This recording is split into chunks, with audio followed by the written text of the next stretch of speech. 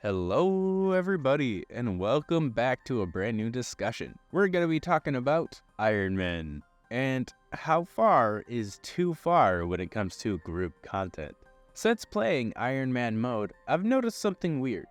Every time there's an update, we have to tiptoe around the Iron Man question. And when we do, it always feels like it's worded in a really weird and almost condescending way. Most of the time, they'll say something like, honoring your oath as an Iron Man, as if I made an oath. This is just a video game. Or we wouldn't want to ruin the integrity of your account. More or less insinuating, hey buddy, this isn't for you. And honestly, I don't really think I'm the only one that feels that way. Here's a clip from one of my favorite streamers, It's Will, kind of talking about this too. Well, I'm sure you don't care, but do you think that people should be de-ironed for buying Cox boosting? You have got to be, and I don't say this lightly, you have got to truly be the biggest loser on God's green earth if you really care about whatever that is. That is just like, why would you, because he's getting Chambers purples a little faster or some shit? Anything with a team is good. I mean, you're gonna be like, oh yeah, Iron Men that don't do 20% of the damage in 5-man Tob, they should be de-ironed. You automatically lose your Iron Man status because you, sir, are leeching. They never should have made up Iron Man integrity because it just destroyed the brains of everybody who plays that game mode. It made them think that they're like a superhero instead of just a guy playing a video game. He said that in one of his most recent videos while I was actually making this video, and there's no way I couldn't include that one.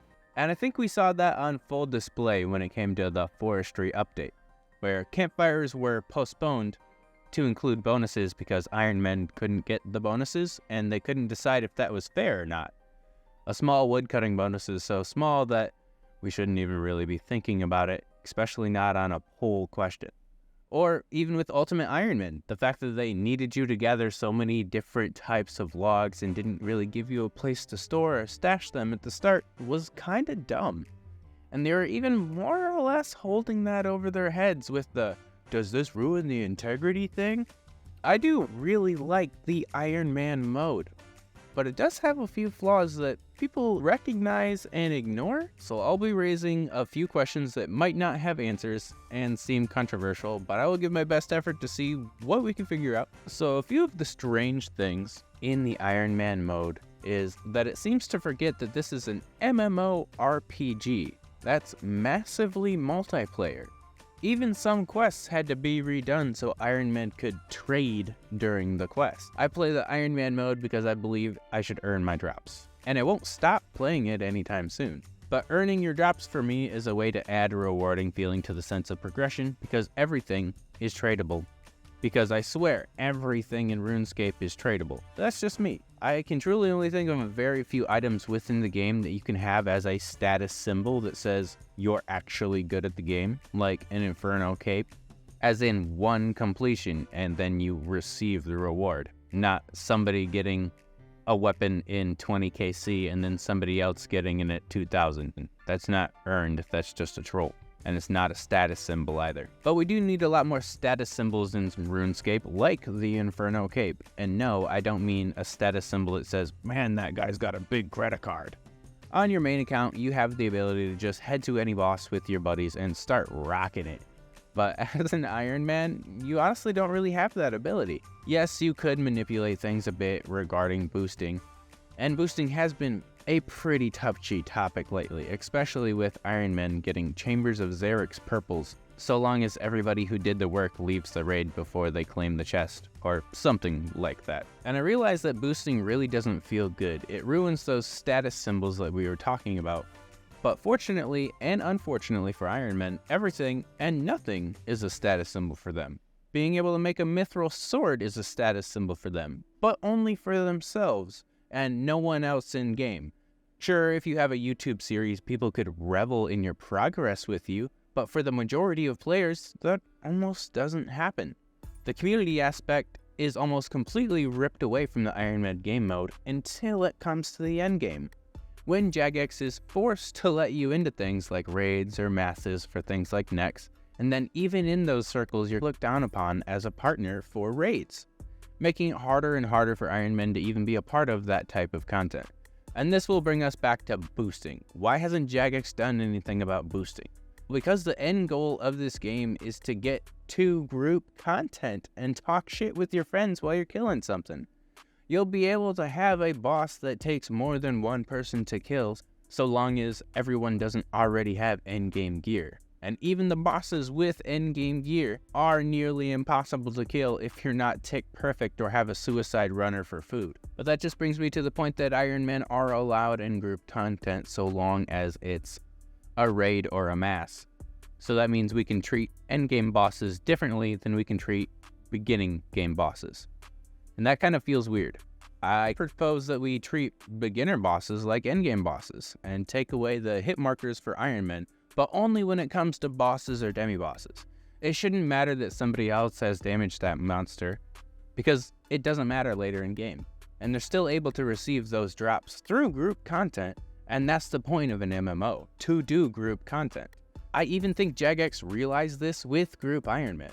They wanted to make sure in some way they had an Iron Man that covered that basis. And I guess this goes back to earning your drops. I would not necessarily say that you specifically earned a drop if somebody did 99% of the work and then you got the drop. It seems like we need a mechanic to remember who did the most damage to any boss to make sure that person gets the drop or something like that. Like I said, I don't have the answers to these, I'm just throwing out a couple of ideas. But in all reality, you got the people together to get all this done, and you still have to do a decent amount of work. You still have to get at least over half a kill credit. It could be something of a compromise, and Jagex can stop dancing around Iron Men when it comes to everyday updates. I do want to talk about the ranking system for a minute. The ranking system in old school RuneScape for main accounts is an absolute joke. It's busted beyond belief. Lots of bots have ruined it. It's not necessarily even worth referencing. Nobody cares about it. But that's not exactly the case when it comes to Iron Men. And I believe that's a big draw to the game mode. It's also one of the things people point to when they say boosting has ruined some of the game's integrity. No, you're not necessarily able to boost an entire 5,000 kill count from a boss, but that would be far too expensive and inefficient. But you are able to boost until you get the drop from a boss, essentially unlocking close to endgame gear.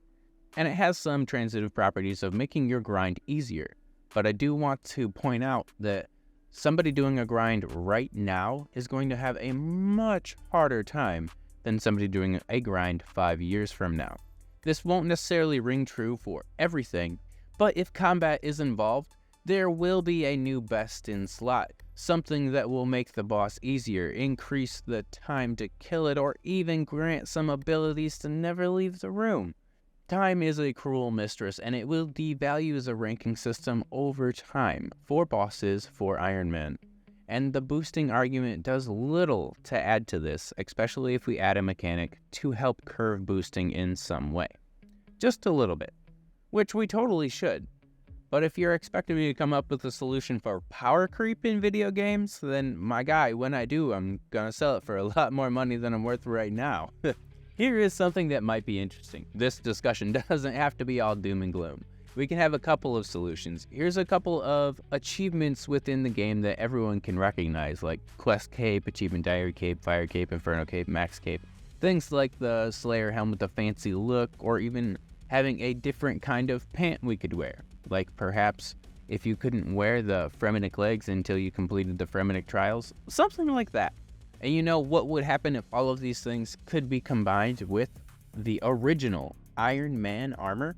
Just slowly upgrading your Iron Man armor through the ranks so that way you can show off your achievements other than just with those specific capes, because you can't wear all of them at the same time. But seeing the Iron Man armor progression system when you get this Slayer helm could be cool as well. The Iron Man helmet changes just a little bit and you combine it with the Slayer helm.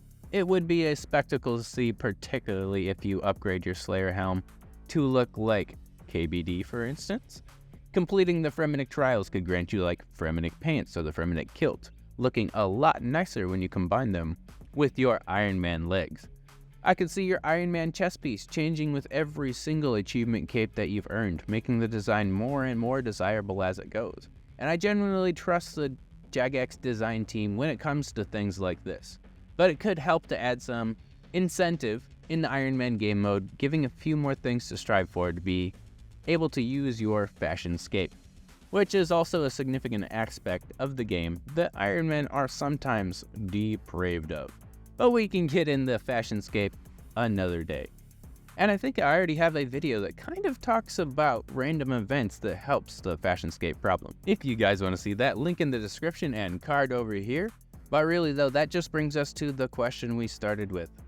What is too far for Iron Man? Seeing as the point of an MMO is group content, what's too far for an Iron Man? I recognize absolutely that boosting has gotten a little bit out of hand, but if it's in the game, I can't fault people for using it. And apparently Jagex thinks it should be in the game too. So what's your guys' thoughts, solutions, comments? Leave them down below because I really want to hear it. Don't forget to like, comment, or subscribe, everybody, and I'll see you later.